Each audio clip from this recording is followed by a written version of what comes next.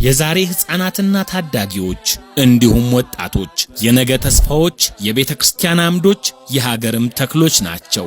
ነገር ግን ይህንን ውብ ተስፋ እውን ለማድረግ ዛሬን ትውልዱን በስነ ምግባር ማነጽ ግድ ይላል።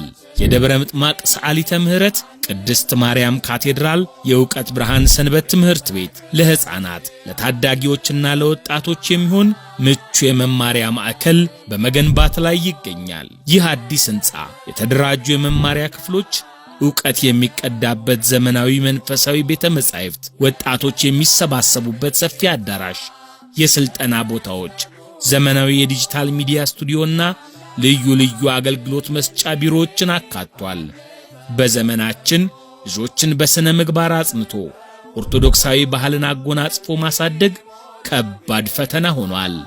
ይህ ሕንፃ ብሎኬትና ሲሚንቶ ብቻ አይደለም፣ ትውልድ በኦርቶዶክሳዊ ተዋህዶ እምነት ጸንቶ የሚቆምበት፣ በስነ ምግባር ታንጾ ለሀገር መከታ የሚሆኑበት፣ ወጣቶች ከክፉ ሱሶችና ካላስፈላጊ ልማዶች ተጠብቀው የሚያድጉበት የዕውቀትና የመንፈስ ማዕድ ነው። የነገ ቤተ ክርስቲያን ተረካቢዎች እዚሁ ይፈጠራሉ።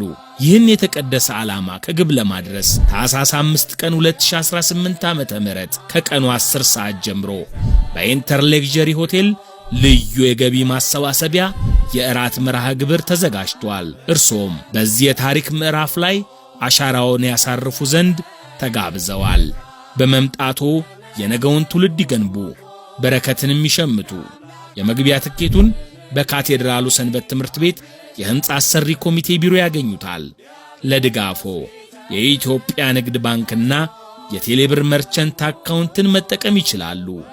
ለበለጠ መረጃ በስልክ ቁጥር 0927 272753 ይደውሉ። ታኅሳስ 5 ቀን 2018 ዓመተ ምህረት ከቀኑ 10 ሰዓት ጀምሮ በኢንተር ሌክዠሪ ሆቴል ትውልድ ለመገንባት እንገናኝ።